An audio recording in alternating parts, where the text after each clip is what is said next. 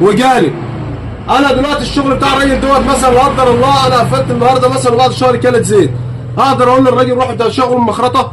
ده عيب في المخرطه؟ ما اقدرش اقول له طبعا. ليه؟ لان انا اللي قلت له روح عند فلان، روح عند علان. يبقى انا لما اقول لك روح عند فلان، انا صنايعي وانا كيسري او كصنايعي انا حاسب فلان، ما اقولش للزبون ده عيب مخرطه واشيلها للزبون. احمل الشغل كله وحاجته كلها على حساب المخرطه وارجع واشيل المخرطه على اللي فيها. وبالشرط وبالاخص انا بقفل، انا بعمل شغل مخرطه في السنبلاوين، وممكن انا اتعاملت مع جميع المخارط اللي في الدنيا كلها، وبما يرضي الله انا دلوقتي حاليا شغال مع واحد مع خراطه في السنبلاوين اسمها كرم، اسمه كرم. كرم ده انا شغال معاه وهو يشهد معاه، وممكن يعمل لي تعليق على الفيديو دوت، ويا ريت يرد عليا في التعليقات عشان الناس تشوفه.